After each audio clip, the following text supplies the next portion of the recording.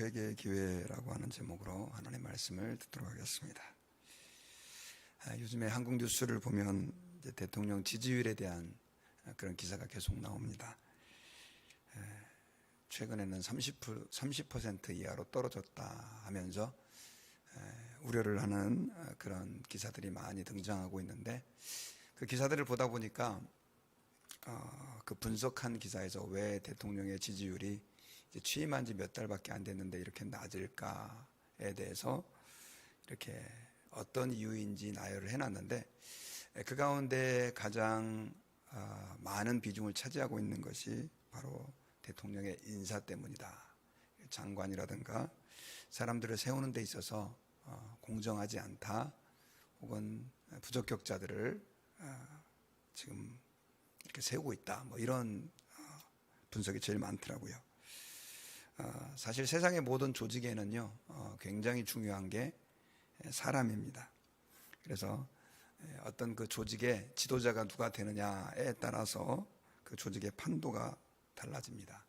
그래서 우리 한국말에 인사가 만사다, 그런 말도 있습니다.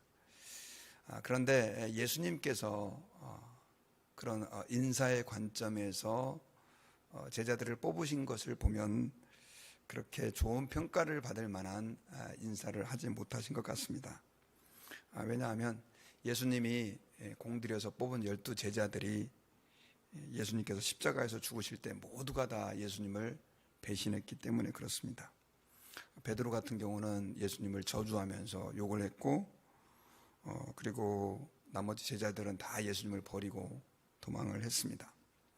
또 그 가운데 가룟 유다는 예수님을 죽이려고 혈안이 되어 있는 제사장들에게 은 30을 주고 팔아 넘기는 그런 행위를 했기 때문에 그렇습니다.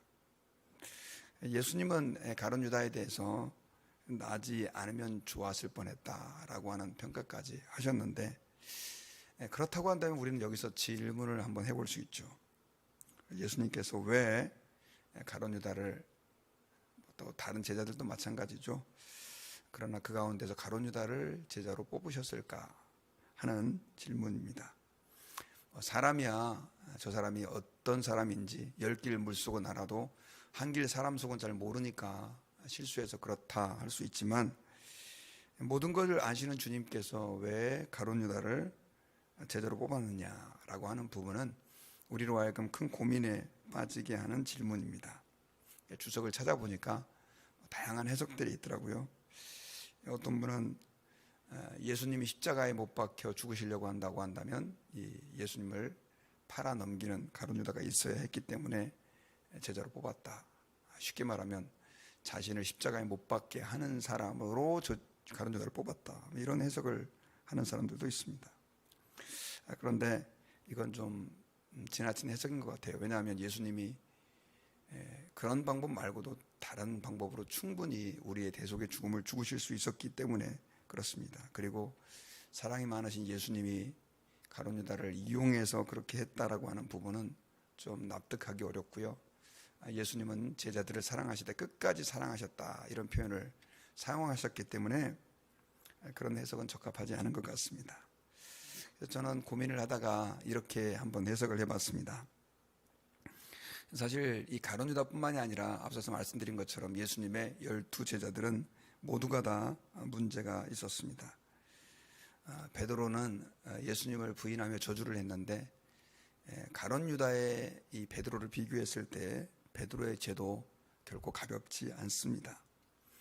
이 말은 예수님의 다른 제자들도 다 문제가 있었다는 것이죠. 그럼에도 불구하고 예수님은 그 12 제자를 다 제자로 심혈을 기울여서 기도하면서 뽑으셨습니다. 가룟 유다도 그 가운데 하나였죠. 가룟 유다는 열심당 당원이라고 해가지고 이스라엘의 독립을 간절히 원하고 메시아가 오셔서 그 로마의 압제에서 자신들을 해방시켜 줄 것을 그렇게 간절히 바라고 원했었습니다. 예수님이 그걸 모르실 리가 없었죠. 그런데 그 가룟 유다를 주님이 제자로 뽑으신 것은 그에게 기회를 주신 것이죠. 베드로도 마찬가지고 부족한 사람이었고 다른 제자들도 부족한 사람이었지만 그들에게 기회를 주셔서 그들을 3년간 잘 양육하셔서 하나님의 복음을 위한 하나님의 사람들로 세우기를 주님은 기대하신 것이다 라고 하는 것입니다. 사실 여러분 아까 말씀드렸던 것처럼 예수님께서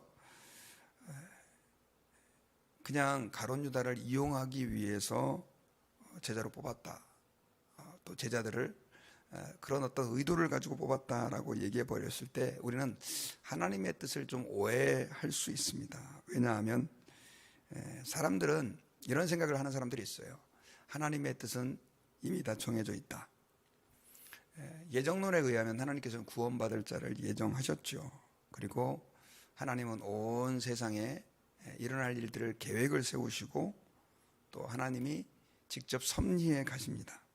그런데 이걸 오해해가지고 마치 인간의 운명이 아예 정해져 있는 것처럼 단정을 해버려서 아까 가룟 유다처럼 그렇게 예수님께서 가룟 유다를 자기를 십자가에 못 박을 사람으로 선택했다라고 보는 경향들이 있다는 것이죠. 그래서 아담과 하와의 선악과 사건도 하나님이 아예 선악과를 따먹게 하려고 선악과를 만들었다, 이런 식으로 해석을 하는 사람들이 있습니다. 그런데 이렇게 되면 문제가 생기죠. 왜냐하면 하나님은 우리 인간을 만드실 때 하나님의 형상대로 만들었습니다. 하나님의 형상대로 만들었다라고 하는 것은 우리 인간은 여러 가지 많은 하나님의 성품 가운데 특별히 자유에 대한 그런 자유의지를 가진 존재로 하나님이 만들었다라고 하는 의미가 그 안에 포함되어 있죠. 우리 인간은 선택할 권한이 있다는 것입니다. 아담과 하와는 선악과를 안 따먹을 수도 있었고 따먹을 수도 있었어요. 그런데 그들은 그들의 선택에 의해 잘못된 방향으로 그 자유의지를 사용함으로 선악과를 따먹음으로 범죄하게 된 것이죠. 마찬가지입니다. 주님께서 가룟 유다를 뽑으시고 다른 11 제자를 주님이 뽑으신 것은 그들을 불러서 또 그들의 자유의지로 예수 그리스도를 주로 모시고 살고 그의 길을 걸어가기를 주님은 기대하셨던 것이죠. 그러니까 가룟 유다가 예수님을 팔았다 그래서 유다의 책임이 없어지는 것은 아니다라고 하는 것입니다. 오늘 본문은 그런 관점에서 예수님께서 이제 십자가에서 잡히시기 바로 전날 성만찬을 하면서 가룟 유다가 나를 팔 것이다 라고 하는 예언이 기록되어 있는 내용입니다. 21절을 보면 예수님께서 굉장히 많이 괴로워하셨다라고 기록을 하고 있어요. 예수께서 이 말씀을 하시고 심령이 괴로워 증언하여 이르되 내가 진실로 진실로 너에게 이르노니 너희 중 하나가 나를 팔리라 하시니 라고 말씀을 했습니다. 예수님은 엄청나게 괴로워하셨죠. 그리고 예수님은 예언을 해주셨습니다. 뭐라고 예언하셨냐면 너희 중에 한 사람이 나를 팔 것이다. 주님이 이 예언을 왜 하셨을까에 대한 질문을 우리는 해볼 필요가 있습니다.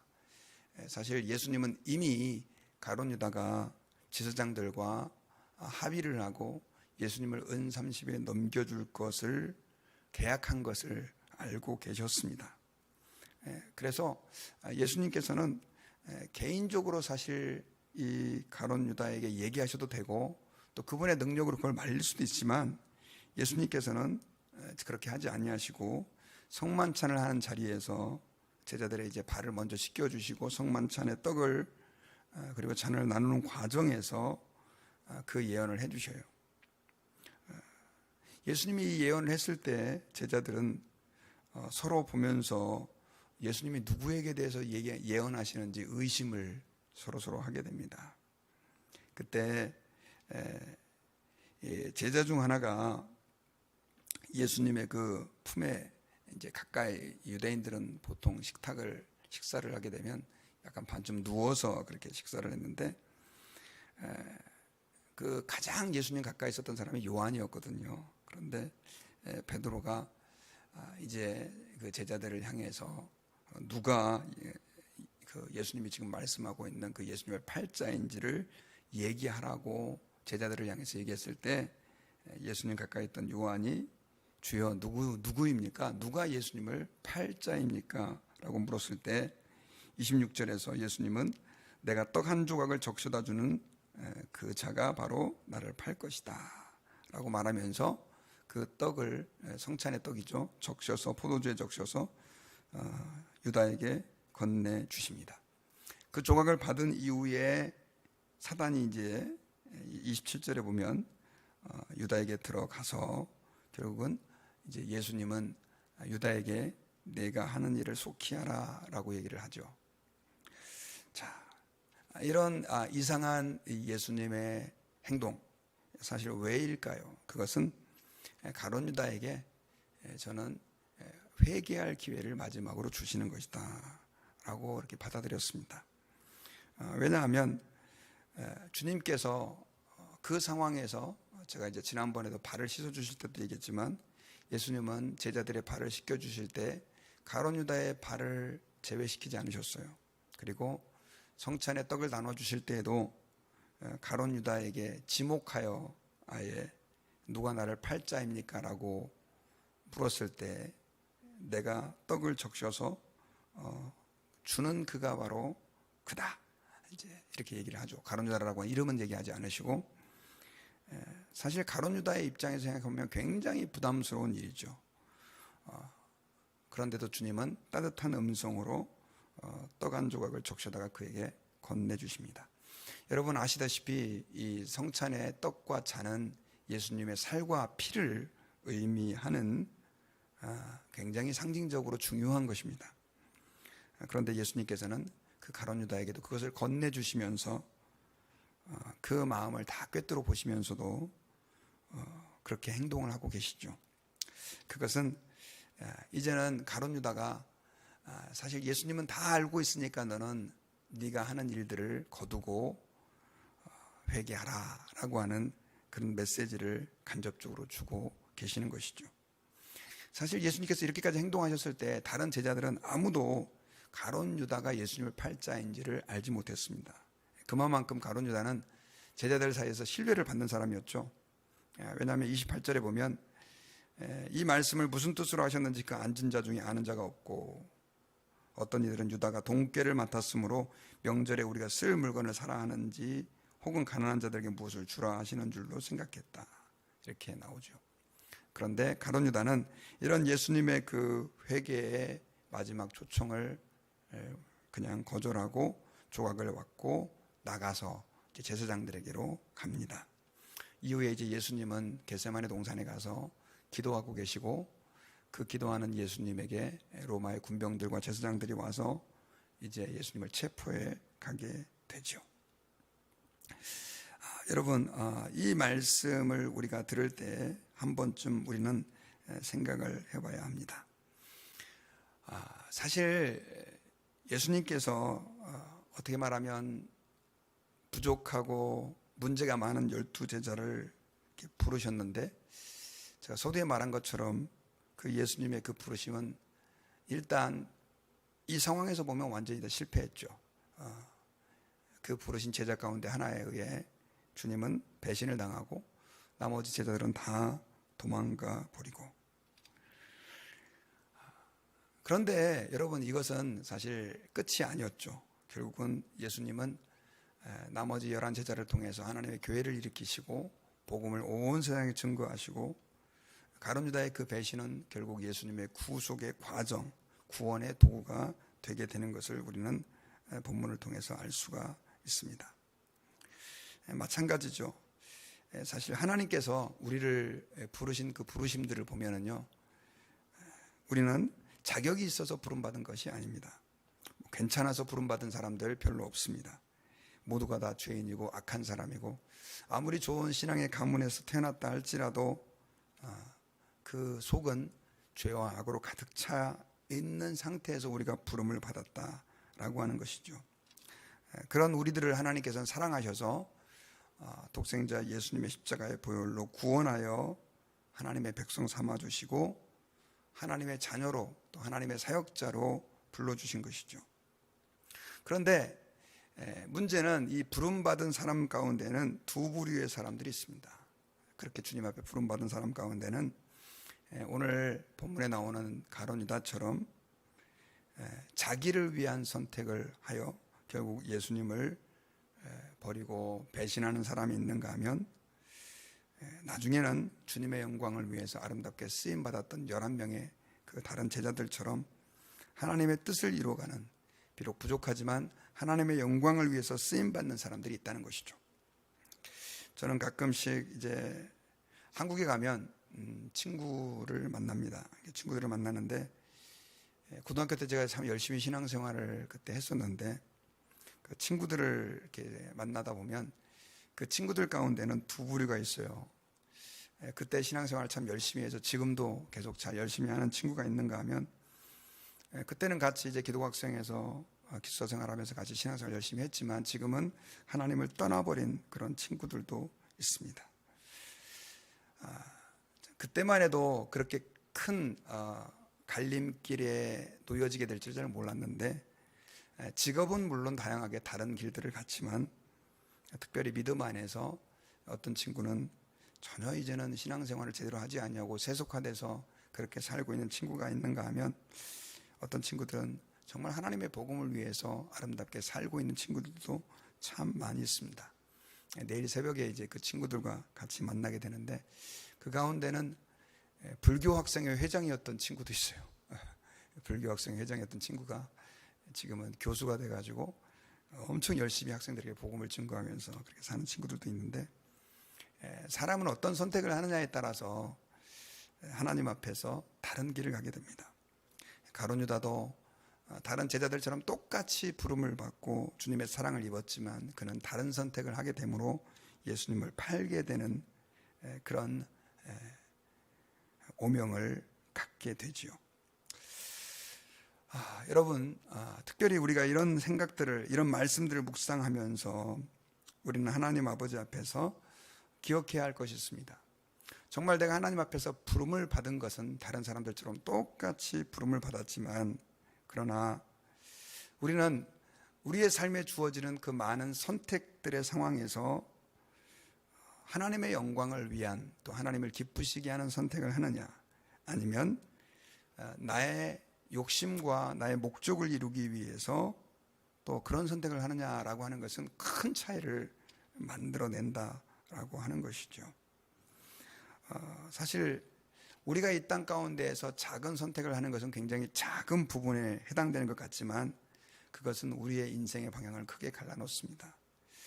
가룟 유다가 예수님을 왜 팔았는가에 대해서도 사실 많은 의문들이 있지만, 많은 주석가들은 가룟 유다는 열심당원이었고 이스라엘의 독립을 원했고 예수님을 그 독립을 위한 메시아로 생각을 했는데, 결국 예수님이 자기의 기대에 부합하지 않았기 때문에 예수님을 팔아넘겼다. 거기에 그는 돈에 대한 욕심까지 자리하고 있었다.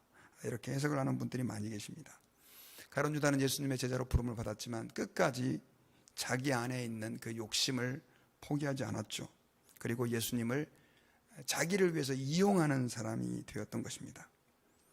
그리고 그런 선택을 그는 계속했고, 예수님께서는 그에게 회개의 기회를 주시고 그의 발을 씻겨주시고 마지막 성찬의 자리에서 떡에 포도주를 적셔서 그분의 살과 피를 상징하는 것을 그에게 주었지만 결국 가룟 유다는 예수님을 배반하게 되는 그런 길을 가게 됩니다. 여러분, 저와 여러분들은 하나님 아버지 앞에서 이런 내용들을 보면서 나는 어떤 선택을 하고 있는가 한번 이 새벽에 계속해서 좀 돌아봐야 합니다. 사실 베드로도 예수님을 얼마 뒤에 그 다음 날 이제 바로 예수님을 부인하지만 그는 예수님의 그 회개 사인이 닭 울음소리였잖아요.